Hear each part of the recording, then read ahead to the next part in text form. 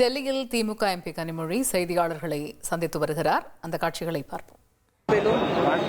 நாடாளுமன்ற உறுப்பினர்கள் இந்த இளைஞர்களுடைய போராட்டத்திலே அவர்களோடு உறுதியோடு நிற்கிறோம் என்பதை தெரிவிக்கக்கூடிய வகையிலே கலந்து கொண்டிருக்கிறோம். தொடர்ந்து திராவிட முன்னேற்ற கழகம் நீட் என்ற ஒன்று கொண்டு வரப்பட்ட காலத்திலிருந்து நீட் என்பது மாணவர்களுக்கு எதிரான ஒன்று, வாய்ப்பு வசதிகள் இல்லாத மாணவர்களுக்கு எதிரானது, கிராமப்புறங்களில் இருக்கக்கூடிய மாணவர்களுக்கு எதிரானது நீட், மாணவர்களுடைய கனவுகளை சிதைக்கக்கூடியது நீட் அப்படின்னு அதை தொடர்ந்து எதிர்த்து கொண்டிருக்கிறோம். பல முறை அதை எதிர்த்து வழக்குகள் போட்டிருக்கிறோம், பல போராட்டங்களை நடத்தி இருக்கிறோம்.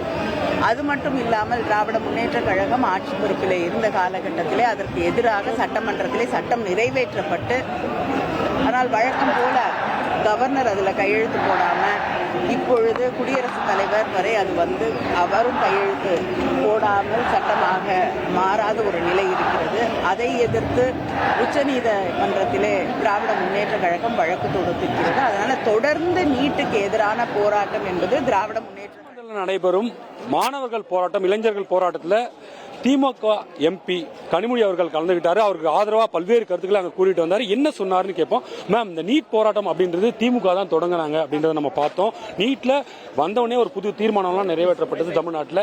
இங்க இப்ப ஆதரவு தெரிவிச்சிருக்கீங்க.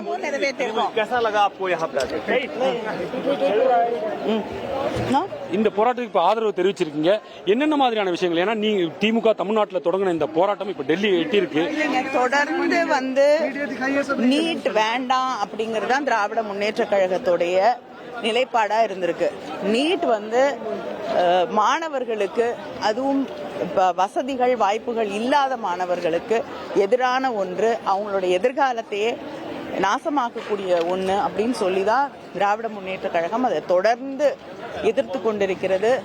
தலைவர் கலைஞர் அவர்கள் காலம் தொட்டு இன்றைய தலைவராக இருக்கக்கூடிய அண்ணன் முத்துவேல் கருணாநிதி ஸ்டாலின் அவர்கள் வரை தொடர்ந்து எதிர்த்து கொண்டிருக்கிறோம்.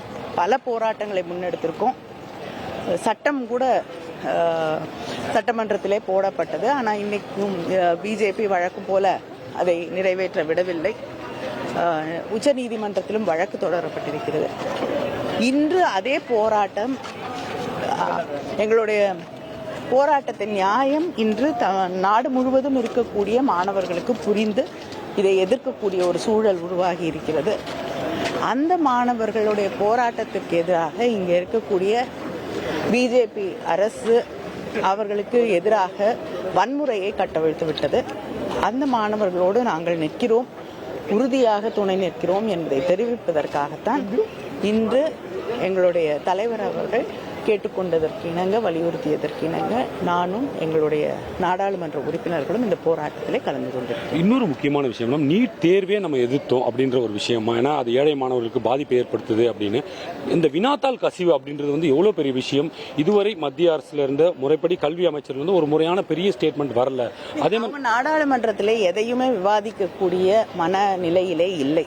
தொடர்ந்து எந்த விவாதமாக இருந்தாலும் இப்பொழுது இருக்கக்கூடிய ஒன்றிய அரசாங்கம் அந்த விவாதங்களை ஏற்றுக்கொள்வதே கிடையாது. அதுதான் வழக்கமாக அவங்க ஆட்சி பொறுப்பிற்கு வந்த பிறகு நாம் பார்த்து கொண்டிருக்கக்கூடிய ஒன்று.